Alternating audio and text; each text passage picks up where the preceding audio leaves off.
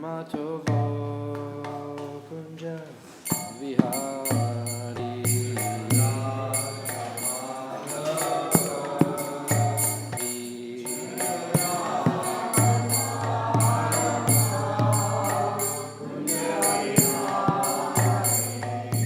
Gopi Janabalaba Girivardari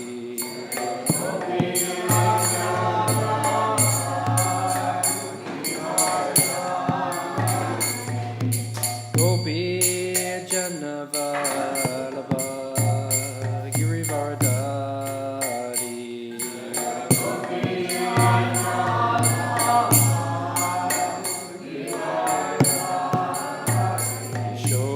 Yashodanandana Vrajajanaranjana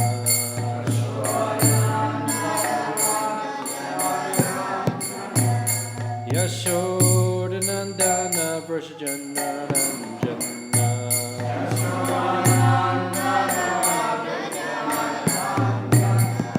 Jamuna Tirtha Vanachari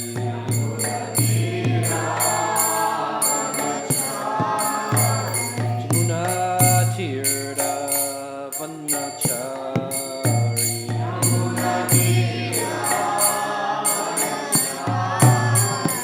Jayo Radha Madhava Kunja Bihari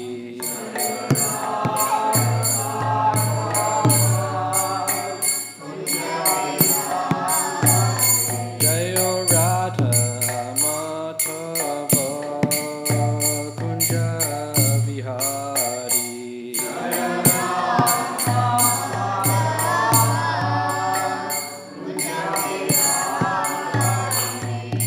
Gopi Janabalaba Girivaradari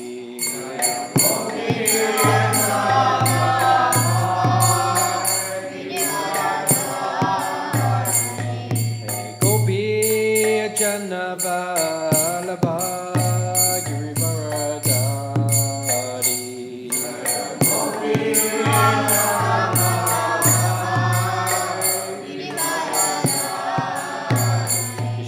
Yashodanandana Vrajajanaranjana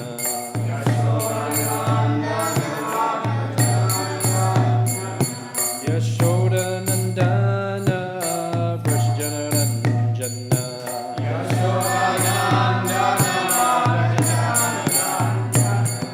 Jamuna Tirtha Vanachari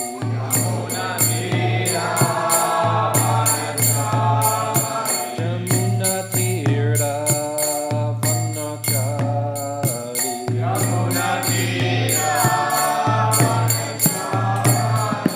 Jaya Radha Madhava Kunja Bihari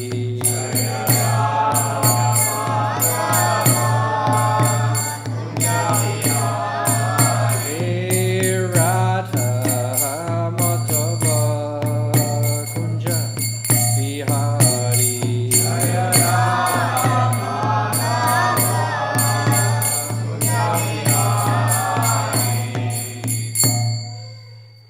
Jayom Vishnupad Paramahamsa Parajikacharya Ashtottarasaryas Shrimad His Divine Grace A.C. Bhaktivedanta Swami Srila Prabhupada Ki Jai, Anantakoti Vaishnava Brinda Ki Jai, Grantaraj Srimad Bhagavatam Ki Jai, Go Prem Hare Anandi Bol, Oh glory is the assembled devotees Hare Krishna, Oh glory is the assembled Hare devotees Krishna, Oh glory is the assembled devotees Hare Krishna, Oh glory is Sri Guru Sri Gauranga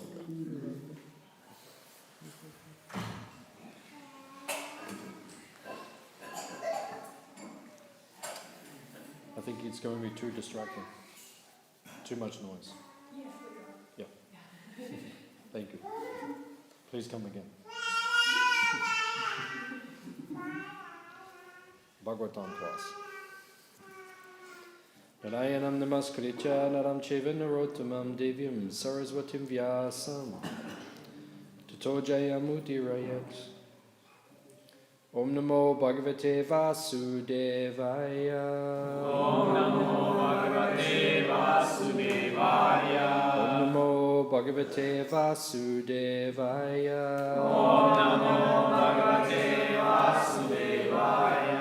Om Namo Bhagavate Vasudevaya.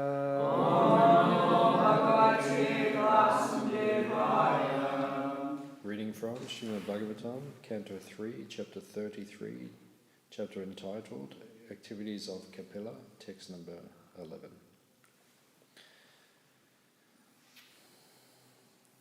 Shradat Svaitan Matam Mayam Justam Yad Brahma Vadibi Yena Mama Bayam Yaya Mrityum Richantya Tadvida Shadat Svaitan Matam Mayam Justam Yad Brahma Vadibi Yena Mama Bayam Yaya Mrityum Richantya Tadvida Shradat Svaitan Matam Mayam Justam Yad Brahma Vadibi Yena Mama Bayam Yaya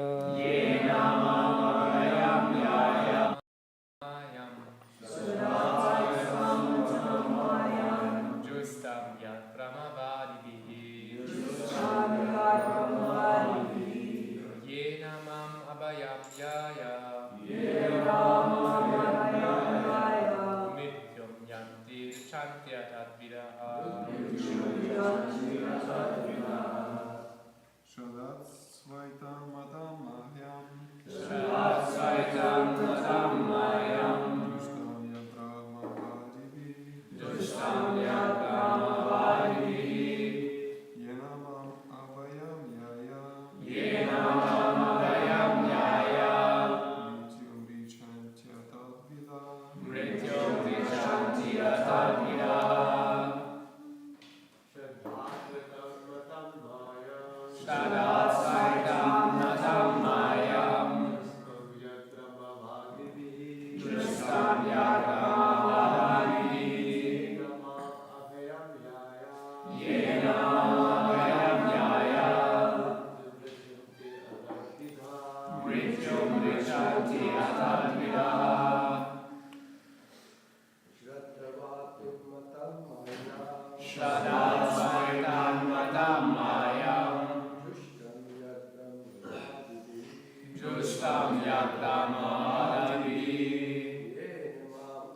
Abhayam Yaya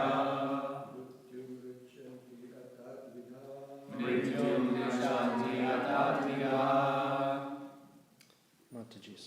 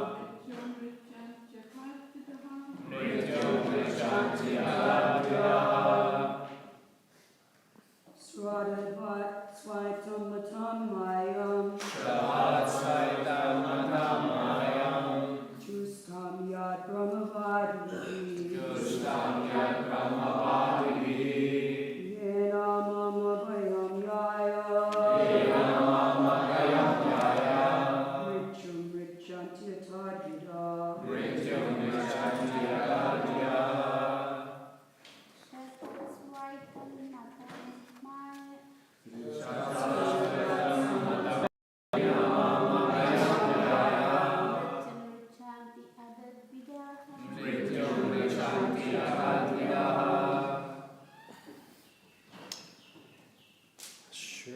Shraddhatsva, you may rest assured. Etat, about this. Matam, instruction. Mayam, my. Jushtam, followed. Yat, which. Brahmavadibi, by transcendentalists. Jena, by which. Mam, unto me. Abhayam, without fear. Ya, you shall reach. Mrityum, death. Richchanti, attain. Atatvidya, persons who are not conversant with this. Translation and purport by His Divine Grace A.C. Bhaktivedanta Swami Srila Prabhupada.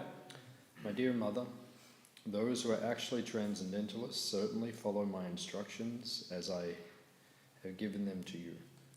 You may rest assured that if you traverse this path of self-realization perfectly, surely you shall be freed from fearful material contamination and shall ultimately reach me.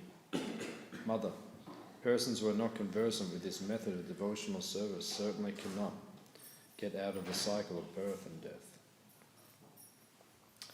Translation responsibly. My dear Mother, those who are actually transcendentalists, certainly follow my instructions. As I have given them to you. You may rest assured. That if you traverse this path of self-realization. Perfectly.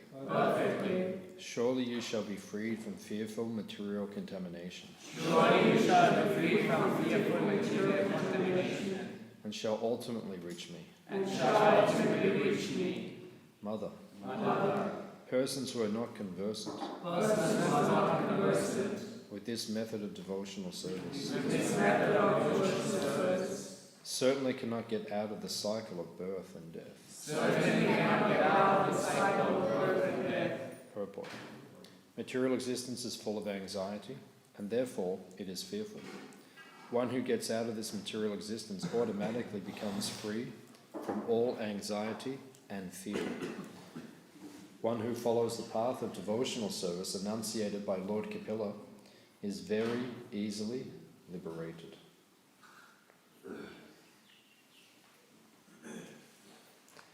Omagyan Timanandasya Gananjana Shalakaya Chakshun Militam Yena Tasmai Shri Gurave Namaha Shri Chaitanya Manobishtam Stapitam Yena Bhutale Swayam Rupa Kadamayam Dadati Swapatantikam Vancha Kalpatarubhyascha Kripa Sindhubhya Evacha Patitana Avanebhyo Vaishnavebhyo Namo Namah Jaya Shri Krishna Chaitanya Prabhu Nityananda Shri Advaita Gadadhara Shivasa Gaura Bhaktivinoda Hare Krishna Krishna Krishna Hare Hare Hare Rama Hare Hare.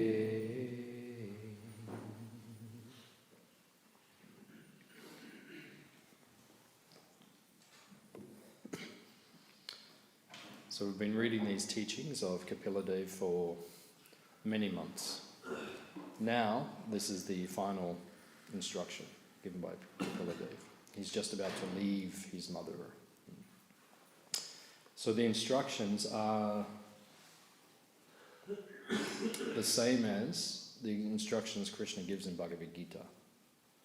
Or you could say they're an expansion of the instructions Krishna gives in the Bhagavad Gita. You must decide what you want to do. Because each individual soul has their own free will, their own choice. Krishna does not make us do anything. Mm.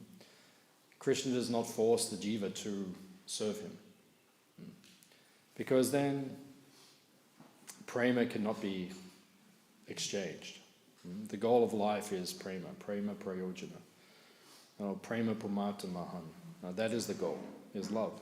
So love, if it is forced, then it is not love. You can't make someone love you. That is not love. It's like I was giving a lecture 20 years ago at some home program. One little boy was sitting next to me. He's probably 4 years old or something. And I was making this point. I said, "Do you love me?" He said, "No." I said, "But I love you. Do you love me?" He said, "No." And I said, "But when we finish the lecture, I'm going to give you lots of sweets, lots of nice prasadam. Do you love me?" He said, "No." So you cannot force someone to love you. Love is not forced. Love has to be given by free will. If it is not given by free will, then it is not love, it's force. So Krishna does not want to force, or he does not force any jiva to love him. It must be given by free will. So at the end of the Bhagavad Gita, Krishna says, "I've spoken everything to you, Arjuna. Now you must decide what you want to do. Whether you take these instructions up or not, that is your free will." Right? We have to choose, do you want to take these instructions or do you want to leave them? That is our free will. That is our choice. All of us have heard these instructions many times, both live and recorded. So we've heard so many times the instructions, but whether we follow them, that's our free will. And some days we follow them and some days we don't follow them. In Satya Yuga, the demons are born on different planets. You'll see in the pastime of Hiranyakashipu, in the Sringadeva's pastime, then the demons are born on different planets. They had to travel from planet to planet to fight. You read in the Bhagavatam, it says like that. In Treta Yuga, they're born in different countries. Just like you see in Ramayana. And then in Dwapara Yuga, in different families. That's Mahabharata. Pandavas, Kauravas, different families. Kali Yuga, same family, same body, same person. Different day of the week, that's all. Monday, devotee. Tuesday, asura. Wednesday, devotee. Thursday, asura. Friday, devotee. Saturday, asura. Sunday, 50-50. Same body, you don't know. Because you get up some mornings, we've heard the teachings thousands of times. We know the teachings, we know what to do. But some days you get up, you don't want to do it. You're rebellious against Krishna. Why did we come to the material world in the first place? It is a rebellious spirit. We don't want to serve God. We don't want to serve Krishna voluntarily. Therefore, some mornings we wake up, we don't want to serve Krishna. Other mornings we wake up, all we want to do is serve Krishna. So we have to close the gap. So that over time, that willingness to serve Krishna, that desire to serve Krishna, the enthusiasm to serve Krishna, and the spontaneity to serve Krishna, that becomes embedded within us. That means you're advancing in Krishna consciousness. Prabhupada actually says that in chapter 30 of Krishna book, around about that section of Krishna book. Prabhupada says that you have to look at yourself and you have to, like on a scale, you weigh things up. So you look at yourself and you say, am I becoming more attached to Krishna and are my material desires becoming less? So sometimes we feel in our life like the scales are tipping. Some days the material desires are more, some days they're less. Over time we should be feeling gradually that the desire to serve Guru, Krishna, Vaishnavas, that is becoming strong. And then material desires in our heart, they are becoming less. In the beginning, we are anishtita. Anishtita means unsteady. So it fluctuates day to day, week to week, hour to hour, minute to minute. It fluctuates. But then in due course of time, it should become steady, fixed. That's nishta. Nishtita bhakti is what we're aiming for at this point. After anatta nivritti, it becomes steady, fixed. Every day we serve Krishna. Even though sometimes we may feel less enthused to serve Krishna, but still we do our duty. You see, actually, the most advanced devotees, or you could say advanced devotees, how can you tell if someone is advanced? Actually, here in this temple, Balaram Prabhu, the previous temple president before Aniruddha Prabhu, he asked Srila Prabhupada, in Prabhupada House, he asked him a question. He said, when is someone, or how do we know someone is qualified to take Brahman initiation, second initiation? And Srila Prabhupada said, he must be steady, fixed. That's the qualification. So when someone's advanced in Krishna consciousness, not a pure devotee, but when we become advanced, we're steady. Right? Even we don't feel like doing our service, but we do our service. We don't fluctuate. Right? Some days we don't feel very inspired. Sometimes it may happen. Some days you don't feel very well physically or mentally or whatever is taking place. Sometimes there are tribulations in your life. There are difficulties, but you don't stop serving. That's the sign of advancement. And you'll see who are the advanced devotees even in our community. The devotees who are doing their service day after day, after day, after day, after month, after year, after decade, fixed. That's advancement in Krishna consciousness. Actually, Prabhupada's Guru Maharaj, Bhakti Siddhanta Saraswati Thakur, he said, everyone else can leave, but you stay. Right? So that's how each one of us should feel. Right? Everyone else can leave, not that we want that, and not that that will happen, but everyone else can leave. No, I will stay. Now, that's your decision. Because Krishna, he's doing this to Arjuna in the Bhagavad Gita. Arjuna, I've told you everything. Now you do with it as you will. Do you want to serve me? Do you want to fight? Or do you want to leave the battlefield? That's your choice. Same with us. We know the instructions. Do you want to stay here and serve? Or do you want to leave? That is your choice. You have to make up your mind. So if everyone else leaves, we will stay. Right? Get up. Get the Mangalati sweets ready. Wake the deities. Do Mangalati. Dress the deities. Cook breakfast. Fruit offering somewhere in between. Right? In the morning, clean the temple. Cook lunch. Serve the deities. Put them to rest. Wake them up. Dress them. Right? Fruit offering. Cook the next meal. Do the artis all through the day. Cook, then do Sanja Arti, cook again, final, and then dress them and then put them to rest. You know, do that for a week, then leave your body. And then but the point is, that's our dedication. The dedication is that you will do it. Just like Prabhupada, he came to Mayapur one time. You know, Prabhupada was travelling around. And he came to Mayapur. And when he arrived in Mayapur, there was only one building, the Lotus building.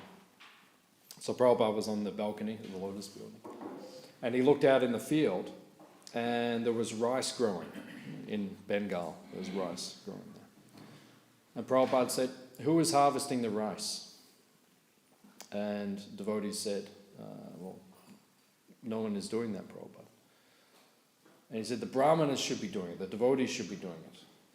And then they said, oh, Prabhupada, they don't want to do it, or they're too busy, or this or that. And Prabhupada said, Brahmana means one who will do the needful. Right? He sees something needs to be done, he will do that service. Not that I am the Brahmana. You know, I only wave incense and, you know, like that. No, if he sees something needs to be done, then you do it. Another time, then Prabhupada was walking through the gate in Vrindavan. He went for a morning walk, came back through the gate, and then there's one disciple of Prabhupada, a little eccentric.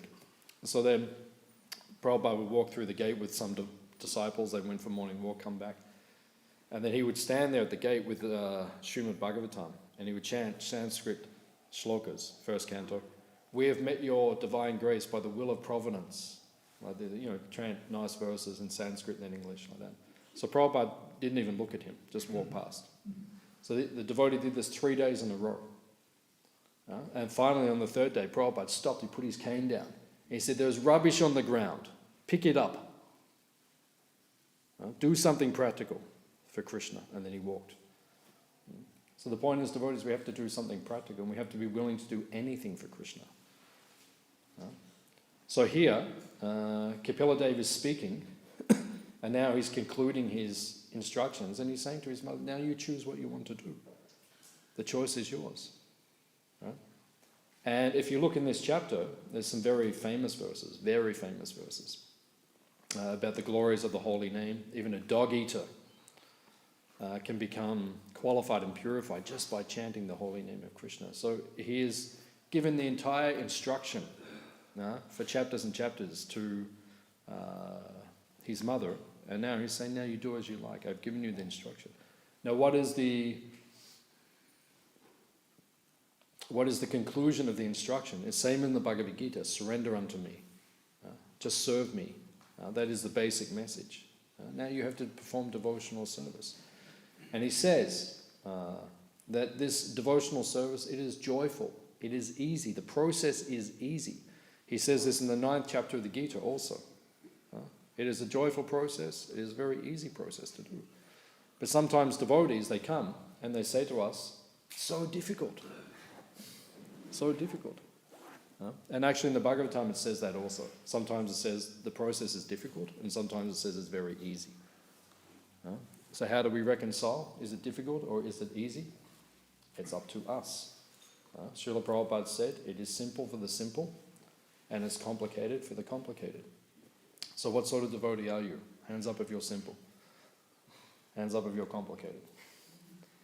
Hands up if you're schizophrenic and you're not sure. Or hands up if you fluctuate every week. Some days we're complicated, some days we're simple. So the process is simple. And we must be blissful. If we perform devotional service, you must be blissful. Devotional service is under the jurisdiction of the internal energy. Mahatmanas tu mam parta, daivim prakritim ashrita. When you do devotional service, you are in the spiritual energy. So if you're in the spiritual energy, the nature of the spiritual energy is full of eternality, knowledge, and bliss. So if you're doing devotional service, you must be feeling blissful.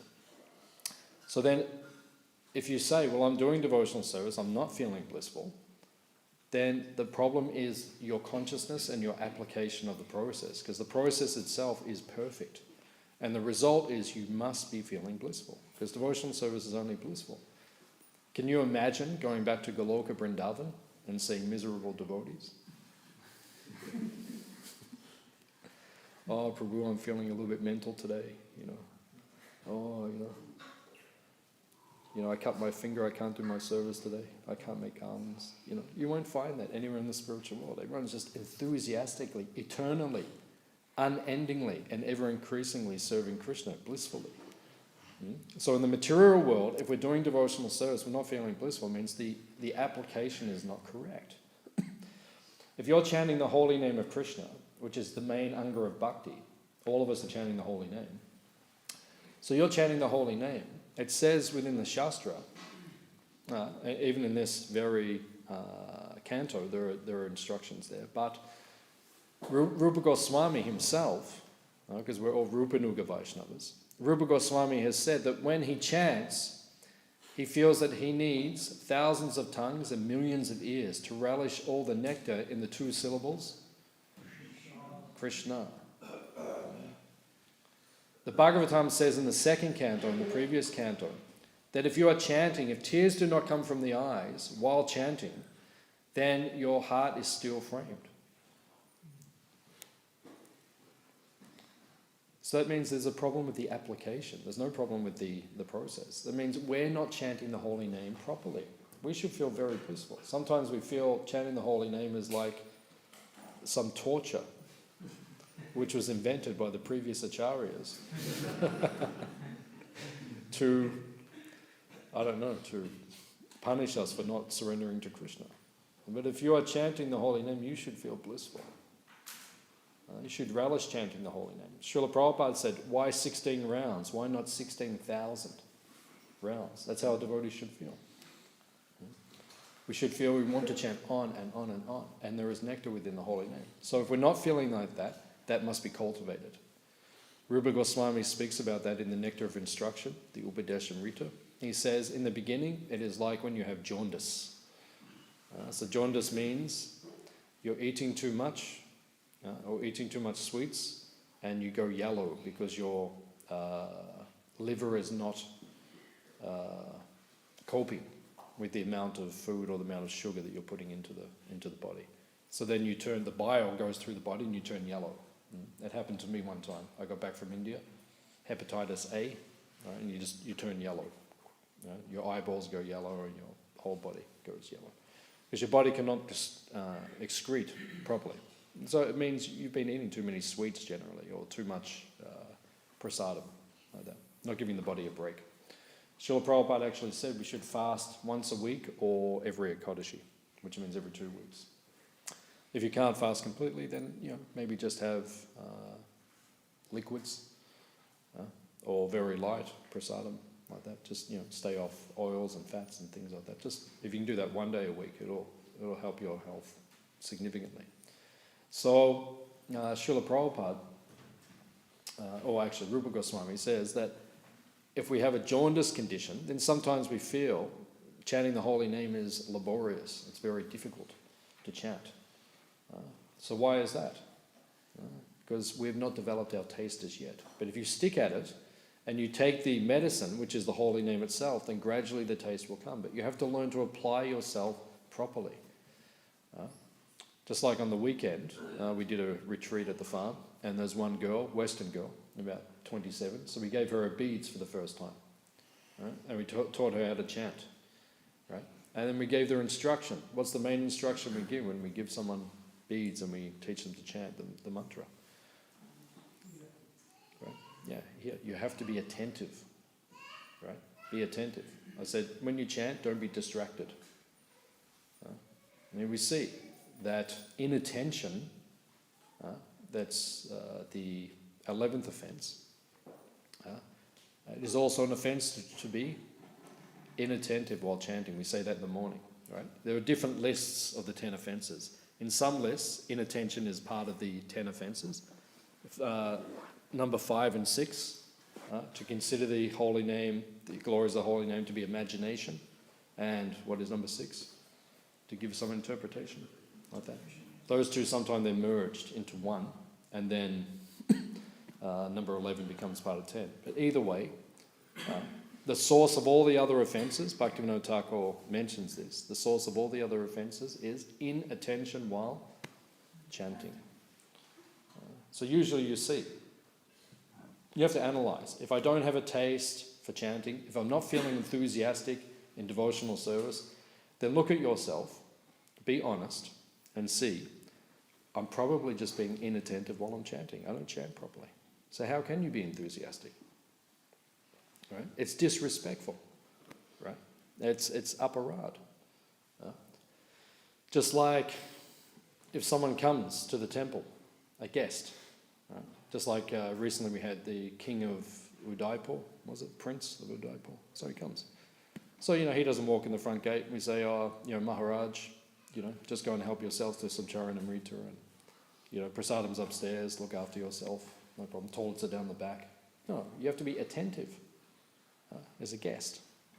So same, when we are chanting the holy name, Prabhupada says Radha and Krishna are dancing on your tongue. So you've asked, Radha Krishna, please come. Radha Krishna, come. And then you say, I've got some other things to do. I have to think of other things right now. And your mind wanders off, and then you're not really attentive in chanting. So then you're not getting the benefit of the chanting. So it's the application of the process. That's what we must concentrate on. Now this is the final verse, the final instruction of this section.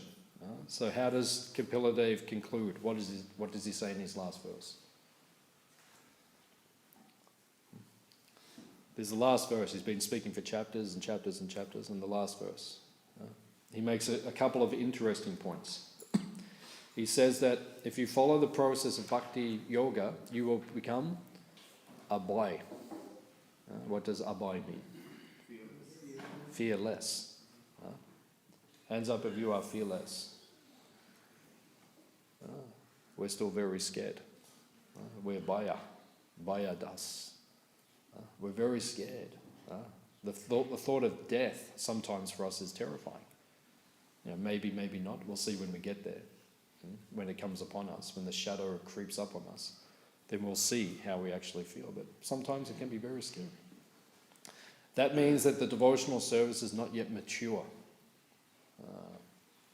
Actually, in the previous purport, Prabhupada mentions, he says, liberation entails being situated in one's own position. That is the definition of the Srimad Bhagavatam, Muktiya Srupena Vyavastiti. Vyavastiti means like fixed in your swarup. When you're fixed in your swarup, what does that mean? Your spiritual identity. When you're fixed in your spiritual identity, your eternal relationship with Krishna, you will become fearless. Srila Prabhupada was fixed in his eternal identity in his relation to Krishna. Even Srila Prabhupada, when he first came to America in 1968, he was lecturing in Los Angeles, and Prabhupada said, "You think I am in Los Angeles, but actually I am in Vrindavan." Right? He says that in one of his lectures. You think I am in Los Angeles, but actually I am in Vrindavan. Meaning that he was fixed and situated in his swarup.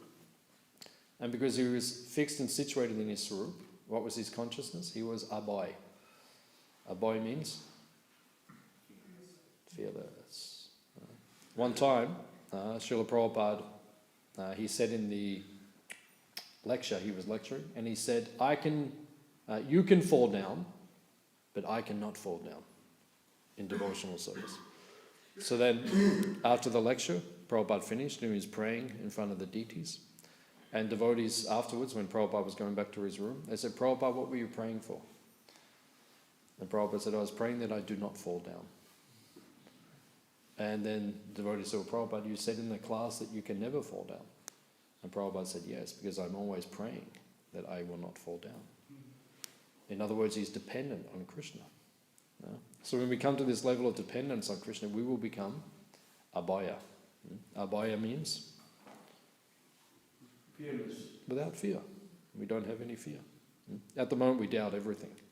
Will Krishna actually look after me? Will he actually be there for me? If my business folds, will he look after me? Actually, it's a great test. It's a great test. It's not easy in this material world. The point is there's no security in this material world. What can you guarantee in this material world? Taxes and death. Taxes and death, that's basically it. You will die and the government will tax you along the way. That's basically all that there is that we can guarantee. Everything else is uncertain. Radhanath Swami says anything can happen at any time. And if you've been in this world for a number of years, you'll have some realization about that fact. I know in my own life, sometimes I'm going along and then something which I was not expecting suddenly happens, and then that's it. Changes your life forever. So that's the nature of the material world. There is no guarantee of security. This material world is full of anxiety. Prabhupada said in the purport. In the spiritual world, there is no anxiety. Why? Because everyone is dependent on Krishna. Therefore, everyone is abhaya. So then it says here, he concludes his teaching, he says, "Mother, persons who are not conversant with this method of devotional service certainly cannot get out of the cycle of birth and death." So you cannot get out of the cycle of birth and death unless we take full shelter of devotional service. If you take shelter of devotional service, then you're already out of the cycle of birth and death. Prabhupada said, there's a famous lecture where Prabhupada says, for a devotee there is no death. Prabhupada said, and he repeats it, he says, there is no death for a devotee. And if you go back to the 4th canto, Dhruva Maharaj, what did Dhruva Maharaj do when death came? Stood on his head. He said, thank you very much. You've become a step. And just like you see in front of Prabhupada's Vyasa-san, there is a step, so Prabhupada can stand when he gets on. So death becomes like that for a devotee. And actually, it says that when death takes place for a devotee, it's mentioned in the Bhagavatam, if you go back to the first canto, when Narada changed his body, it said that he didn't even notice death. And he was so fixed in his devotional service, he didn't even realize his material body disappeared. Right? And then he thought, oh, wait a minute. Oh, I don't have that body anymore. He was just serving, so absorbed. I remember I was in Mumbai many years ago, and I was there. It was Radhanath Swami's birthday. Not his Vyasa Puja, not the Vedic day, but just his birthday. I happened to be there. So they had a program for him. And it was on top of a apartment block in Mumbai, on the roof. There's about 400 devotees came. It wasn't like a Vyasa Puja like thousands, but about 400 devotees there. So we're there. So we're waiting for a long time. Kirtan was going on, and then everyone was waiting for Maharaj to arrive. And then finally he came. So he came, and the kirtan kept going, and then he was sitting, and then it stopped, and then it was his birthday, so everyone was in rapt attention. What is he going to say? And then Maharaj said, everyone is born to die. And it was he had to be there, but it was very powerful. Very powerful. That was his realization. Everyone is born to die. That is the nature of this material world. It is all temporary. So actually, and he made a very interesting point. He said, for the non-devotees, death is unattractive. Hands up if you're looking forward to death. Okay, one amongst us. Generally. I mean, if you look at the population out there, for them it may be terrifying. For many people it's terrifying. Not for everyone. Many non-devotees. I met a man recently in Geelong, and he was telling me that he had a near-death experience. He nearly drowned. And I said to him, what was that like? And he said, I felt completely calm. He said, initially there's that terror.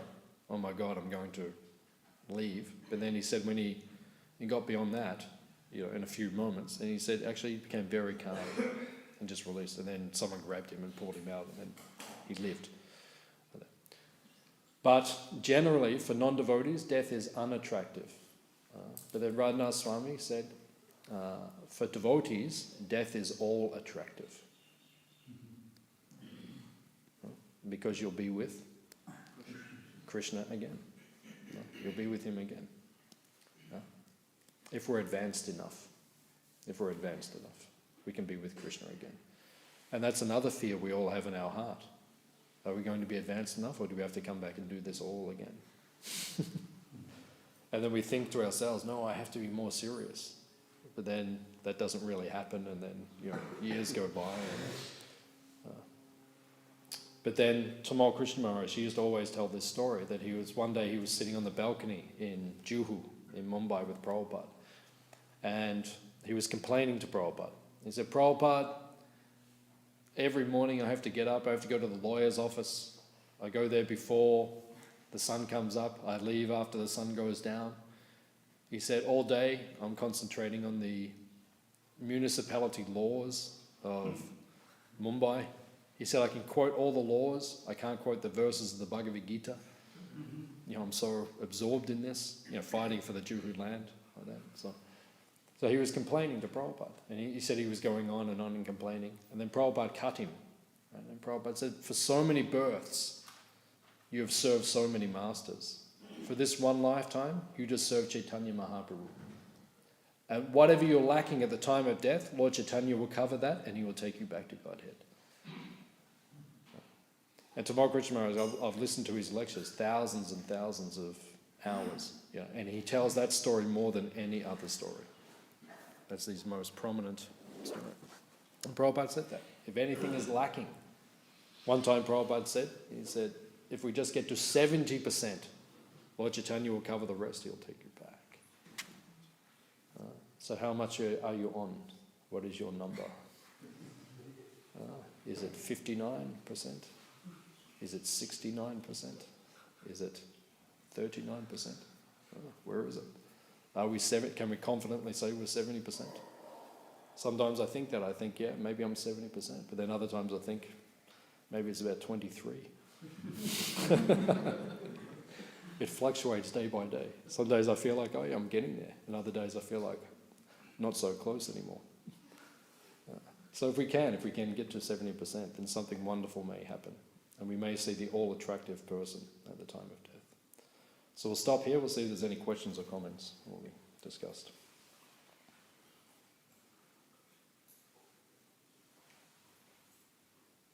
What can we do to improve our chanting? What can you do to improve your chanting? The first thing you have to do is get up early in the morning.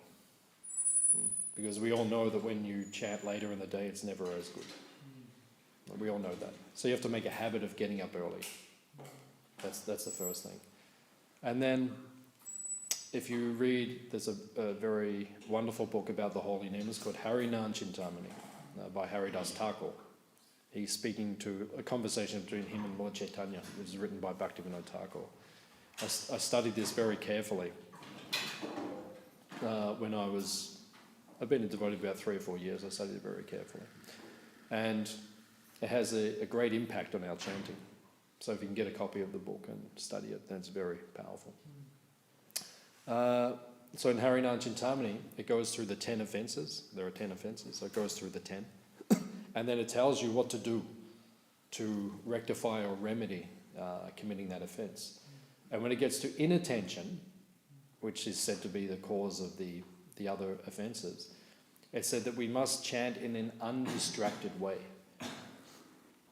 And Haridas Thakur even says, if you need to blindfold yourself while chanting so that you will not be distracted, then do that.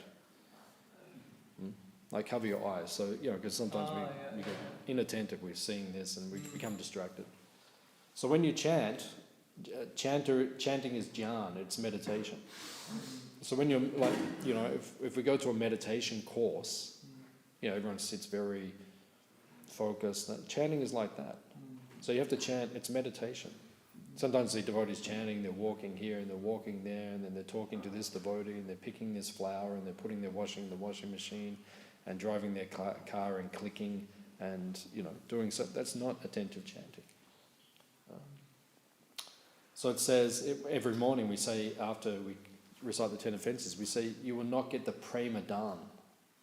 Prema dan means the goal or the gift of prema. You won't get it if we don't chant properly.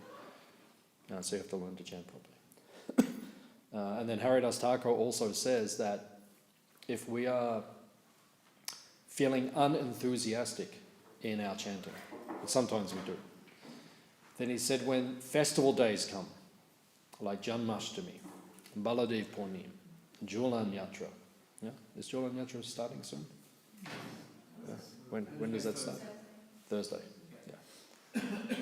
I knew that, but it's coming. All right. So Julan Yatra, that's my favourite festival of the whole year. The one thing I don't like about living at the farm, I like pretty much everything about living at the farm, but one thing I don't like is sometimes I have to miss things like Julan Yatra. That's the only thing I don't like. Because this is the most beautiful festival of all the festivals. Of all the festivals. Nothing is superior. No? Maybe the Rasa Lila is considered superior. But in the spiritual world, and actually I was reading recently in Ananda Vrindavan Champu, another beautiful festival they have. Spiritual world just means festivals. That's all it is. Just like they do Holi, right? Holi, then they do Julan Yatra. Then they do Jal Keli, they all jump in the Jamuna and swim. Then they do Rasa Lila. Then they have a feast.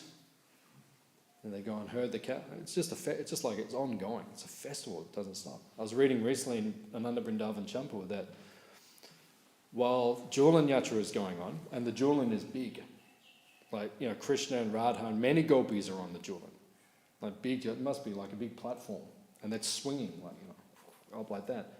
And there's 4 Julans, and they're in the 4 directions all facing in, so they're all kind of swinging in and out like this towards each other. And then they start playing Holi while they're on the Julans. right? So as the Julans come close, everyone starts throwing colours at each other on the other swings. It's like this whole battle going on while the swings are swinging. Right? But we'd rather stay here in Albert Park and enjoy cold, miserable weather. And no, you stay here. That's no problem. So, but in the spiritual world, there's unlimited bliss in the spiritual world. So, Haridas Thakur says, if you're becoming unenthusiastic, then he said, take advantages of days like Janmashtami, Julan Yatra, Baladev Purnim, Radhashtami, Vyasa Puja. All of these days, Ekadashi, he also mentions Ekadashi, he says all of these days are invested with special potency, and if you just dedicate that day to just hearing and chanting about Krishna, then your waning enthusiasm for chanting and devotional service can be completely revived. And I've experienced that myself. Sometimes I'm struggling, and then one of the festivals comes, and then I try to get into it, and then after the festival I feel completely enthusiastic again. And on the very first Janmashtamis in ISKCON, if you go back to 1966, 67, 68, 69, 70, the very early Janmashtamis in ISKCON, there wasn't many devotees. And sometimes they'd say to Prabhupada, what do we do for Janmashtami? Prabhupada said, sit in the temple all day and just read and hear and chant about Krishna. That was his instruction. So that's what we should do as much as possible. If we have practical service, do the service, but the rest of the time you just hear and you just chant. And spend as much time as you can with the deities. Just come and be with them and hear and chant with them. And then your enthusiasm for chanting will come. And also go out on Harinam as much as you can. I know that's an austerity, but you have to.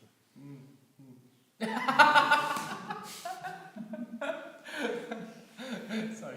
Very difficult service. Go out on Harinam.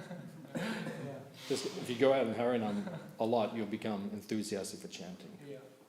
And also in the temple in the morning. So we have the morning program, right? And we do kirtan.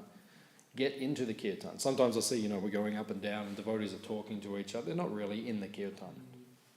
If you're in the kirtan, get into the kirtan. Be enthusiastic. Dance and chant ecstatically for the pleasure of the deities. And then you'll feel enthusiastic. Devotional service is not about doing the activity. It's the consciousness while doing the activity. Right? Or if you look in the Nectar of Instruction, in the introduction or the preface, Prabhupada says, advancement in Krishna consciousness is dependent upon the attitude of the performer. That's how, who's an advanced devotee, who's not an advanced devotee, right? It all depends on attitude, one thing, right? If you really apply yourself, you become advanced. If you don't apply yourself, you don't become advanced. So the choice is completely up to us. We can be unenthusiastic, it's so difficult, I can't do it, I don't want to do it. Okay, be like that and you'll get nowhere. Or be enthusiastic and then... Is that okay? Mm-hmm. Okay. Any other questions?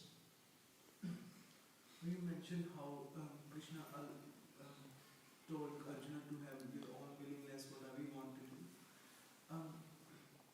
Sometimes I do feel like, okay, a senior devotee would tell you something, but at the same time you have your individual mind. It's not like running away from the service or something. But how do you keep your individuality, alive at the same time that I'm different from that person and doing that service too, or keeping the bhakti? You'll know by the result. By the result.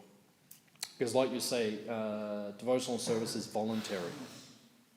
Even back in the 1970s, Srila Prabhupada, sometimes devotees would want to go to a particular temple. They'd want to go to this temple or to that temple or like that. And then one of the devotees in Europe, might have been Hamsaduta Prabhu or I can't remember, and he wrote a letter to Prabhupada and he said, Prabhupada, devotees want to go from Germany to France or something like that. And Prabhupada said that is their individual choice. So it means that, ultimately it is us who make the decision. Ultimately. We make the decision what we want to do. But we voluntarily accept the authority or the instruction or the advice of Guru and Guru's representatives. the senior Vaishnavas. So then you have to see what is the result. The result is that sometimes, they'll give you an instruction, the guru, and like that. You follow that, you become very blissful because you surrendered, you passed the test. And other times you think, well, I'll use my own individual choice, my free will, and then you don't follow, and then you end up being completely miserable. So then you have to see which is better. So generally, it is better to follow the instruction. You follow Guru, you follow senior Vaishnavas, and if you follow them, then you'll feel very blissful. So the result is there, the barometer is bhakti is there. Of course, no one can force you and you cannot do it, but that is the general principle. And if you do follow, you'll be happy. Is that okay? But if you get the result, you after whatever seniors told you, you did it, and after some time you feel like, okay, it didn't help your, devotional life. How do you deal with that? Then you go back and you discuss, and you reconcile it together. Devotional service means there has to be discussion. Even when the guru gives you an instruction, then you can discuss with the guru. Like that. Oh, I think like this, I think like that. And then, come to the best like that. Because there may be unseen circumstances or unseen things which need to be discussed. So generally, the senior devotees and they'll be willing to discuss, and then they can make adjustments if necessary. Is that okay? Any other question? One comment. When you were saying non-devotees are very much afraid of death, and devotees are fearless, they are not afraid of death. I was thinking of Raghunandan Das Thakur. He had his depression day last Thursday. Raghunandan Das Thakur. His body disappeared while he was dancing. Bigger, smaller, smaller. Mahaprabhu's arrangement, how he left his body. So that's what we have to consider. Any other question? Okay. Srila Prabhupada ki?